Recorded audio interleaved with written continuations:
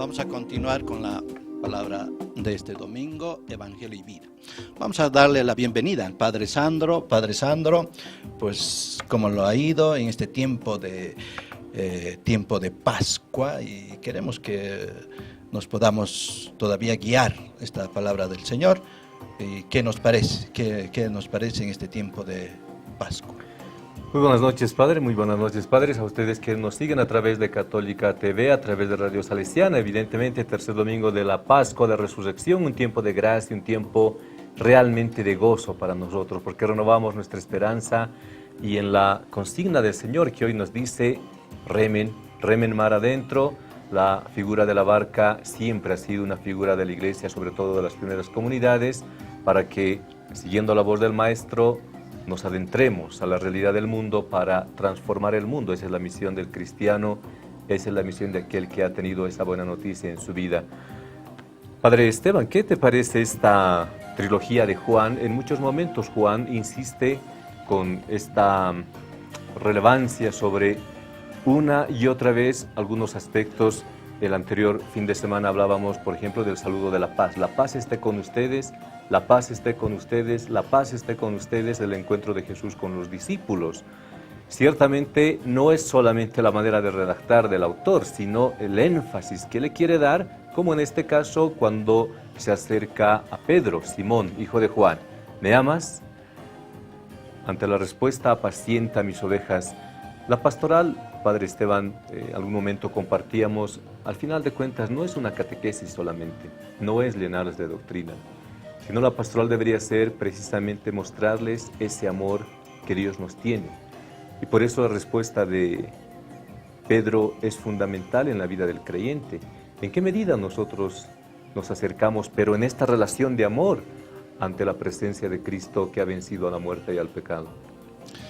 Justamente decíamos, Pedro, iluminado su palabra con el corazón, hace un grito de énfasis. Es el Señor. Se pone las vestiduras, se lanza a buscarlo al Señor, y los demás que vienen detrás de él.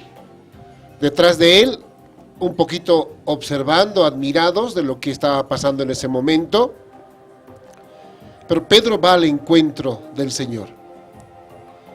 Esta imagen de veras tiene que hacernos entender. Más adelante nos va a hablar San Juan sobre este encuentro con el Pedro, este diálogo íntimo de amor y de comunidad, donde Jesús se encuentra con Pedro, parte el pan, parte el pescado y comparte. Esta comunión, esta iglesia, es la imagen de la Eucaristía. Por eso es fundamental en nuestra vida personal, en nuestra vida de iglesia, el encuentro de la comunión del fin de semana o en los momentos especiales donde la iglesia te invita a vivir intensamente esta comunión eclesial, esta comunión con toda la comunidad. Fíjese, hermano, la salvación para nosotros no es individual. La salvación para nosotros, los cristianos católicos, es común. Para las religiones orientales, el encontrar la paz, el encontrar la salvación, el encontrar la libertad, es personal. En cambio, para nosotros, los cristianos católicos, la salvación puede ser personal, claro que sí, pero también va incluido el tema de la comunidad, reunidos alrededor del Señor, reunidos al encuentro con Él, fortalecidos en su palabra y fortalecidos en esta fraternidad que hay con cada uno de los discípulos. Y fíjese cómo maneja esta imagen Juan, la oscuridad y el amanecer. Sin Jesús no podemos hacer nada. Toda la noche pescando, nada. Al amanecer, el encuentro con Jesús, lancen la red. Y la pesca formidable, la pesca grande. La relación con Jesús ciertamente es relación de amor. De eso hay que estar convencidos. Nosotros nos hemos acercado a Jesús a partir de una experiencia catequética, tal vez devocional, en alguna necesidad como aquello que realmente renueva nuestra esperanza ante las cruces que cargamos día a día, pero en última instancia la buena noticia es que Dios nos ha amado primero.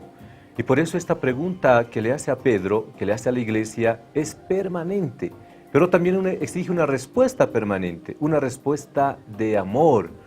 Más allá de que usted le enseñe el gloria, el credo, las oraciones, los dogmas, todo el magisterio de la iglesia, a veces que nos afanamos de conocer que está bien, hay que demostrar con nuestra vida cuánto realmente nos ama Dios. Y en esa medida, nuestra relación, lo que dice el Padre Esteban, horizontal con la comunidad, será también basada en el amor. Al final, lo que va a salvar al mundo es la presencia de Cristo, pero una presencia que ha venido a amarnos. Y en consecuencia nos pide una respuesta de amor. Y ese amor que después, obviamente, nos muestra un camino llano de salvación.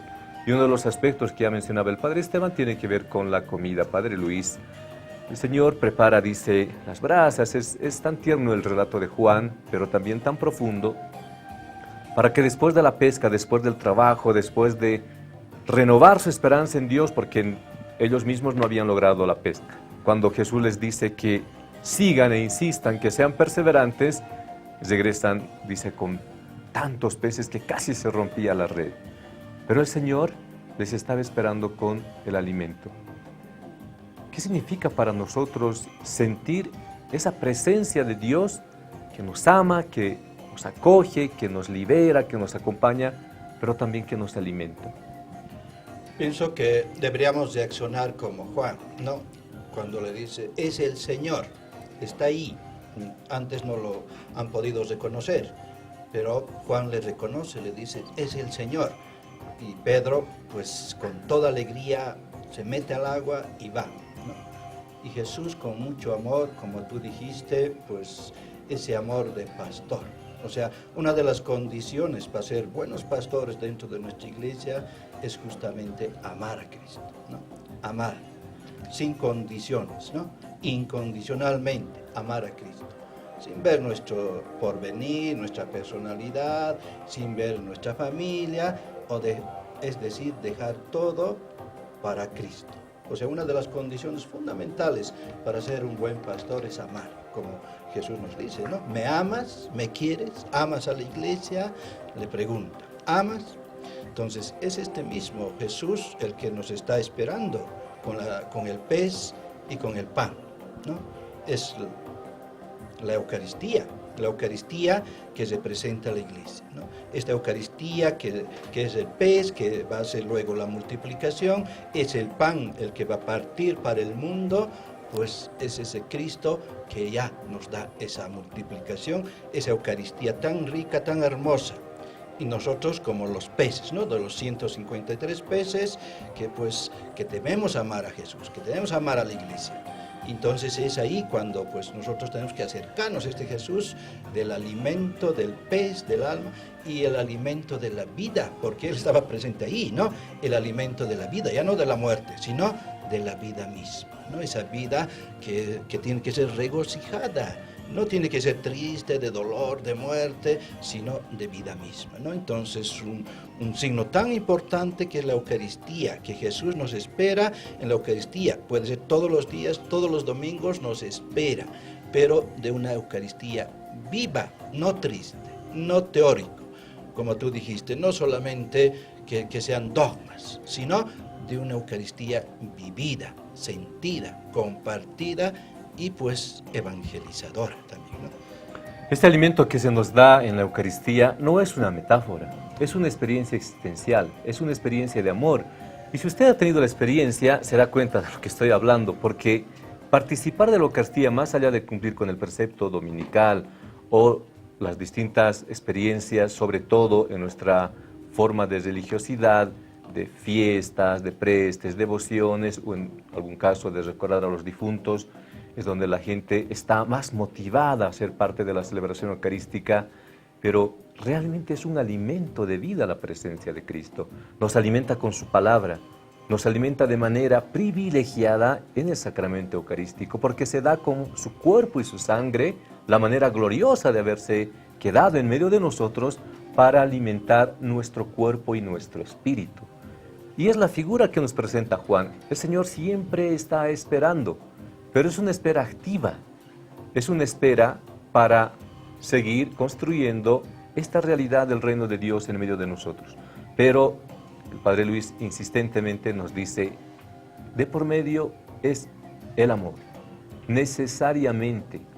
Si no hemos tenido una experiencia de amor, no vamos a entender nunca ese llamado que nos hace Jesús. A Pedro le dice, ¿realmente me amas? Pedro entristecido porque por tercera vez le pregunta, esa insistencia en la trilogía juánica muy típica, le dice, Señor, tú sabes todo, tú sabes que te quiero. Pero es este Pedro que ha tenido la experiencia de la negación, la experiencia de no haber entendido el plan de salvación, la experiencia de haber sido reprendido por Jesús. Pero a pesar de eso, es también la experiencia de haber entendido el amor de Dios, de haber sentido el amor de Dios. Y por eso Pedro se convierte en la figura del pastor de la iglesia, de cuya sucesión apostólica es también parte nuestra fe. Por eso es fe apostólica. Pedro, quien entendió cuál era el camino de salvación, porque realmente supo amar al Señor y sintió el amor que Dios le tenía. Padre Jaime, como consecuencia de esta relación, Pedro, cuando Jesús le dice, ¿me amas? En las 3 veces, apacienta a mis ovejas. Hay otra traducción que más bien dice, guía a mis ovejas o pastorea a mis ovejas. Y lo que ya el Padre Luis nos decía, al final la autoridad tanto del padre de familia, del profesor, del sacerdote en la parroquia, del obispo en la iglesia local, no se funda tanto en la investidura que pueda tener, sino en el amor hacia las ovejas. Un padre tendrá mayor autoridad dentro del hogar definitivamente porque realmente ama a sus hijos. Y la gente sentirá esa presencia de Dios en el sacerdote cuando se siente amado por el sacerdote. Cuán importante en este tiempo, sobre todo en que las relaciones de autoridad están distorsionándose para fundamentarse en el poder de dominio, para fundamentarse en el prestigio o en el alto grado que hayan alcanzado, aunque sabemos que todos esos criterios al final de cuentas se derrumban, frente a esa autoridad fundada en el amor. Obviamente, Pedro recibe la responsabilidad de guiar a la iglesia, la primera comunidad. Y los días de Pascua, cuando escuchamos las lecturas de los Hechos de los Apóstoles, Pedro expresa su fe en el Señor. Y Pedro llegó no a ser un líder que la gente amaba, recordando cuando Pedro fue llevado a la cárcel, la iglesia estaba orando por su líder, su pastor. Y cuando un pastor, el líder, ama a su pueblo, creo que la gente quiere hacer cualquier cosa como respuesta, como agradecimiento. Hemos de todavía recordar que todo lo que hacemos es para el honor y la gloria del Señor. La pregunta dirigida a Pedro con respecto a su relación con Cristo es tan importante. Obviamente Pedro, por ser líder, tenía que sufrir persecución, tenía que recordar su respuesta de sí, Señor, yo te amo. Y nosotros también, ¿no? Si hablamos de nosotros como padres o cualquier persona que está ejerciendo su autoridad es hacerlo para que los que reciban su atención reconozcan que todo es para el Señor. Somos los que han recibido tanto del Señor y deberíamos tener el deseo de ofrecerle nuestras vidas en servicio y exponernos a nivel igual de la gente y deseando que a través de nuestras palabras, nuestras acciones, como es el resultado de nuestro amor a Dios, que ayude todo, obviamente, a nuestros hermanos que son partes de esta comunidad linda de la Iglesia de La Paz, con nuestros líderes, nuestros obispos y muchos laicos que también están ofreciendo su servicio. Qué linda esta imagen, cuando el líder ama a su pueblo y el pueblo reconoce ese amor de su líder, está dispuesto a dar la vida por su líder. Humanamente es así. Imagínese que Dios, quien ha tomado una opción de vida para enviar a su Hijo único, nos ha amado hasta el extremo de dar la vida por nosotros. ¿Cuál será la respuesta nuestra ante ese gran amor? Mínimo, seguramente usted que nos escucha y siente ese amor de Dios en su vida, va a responder en esa misma medida. Pero la medida del amor con Dios es la medida del amor con el hermano. Porque si no, también es una relación incluso descontextualizada, abstracta, fuera de la historia. Porque Santiago nos dice, yo no puedo decir que amo a Dios si yo no amo a mi hermano.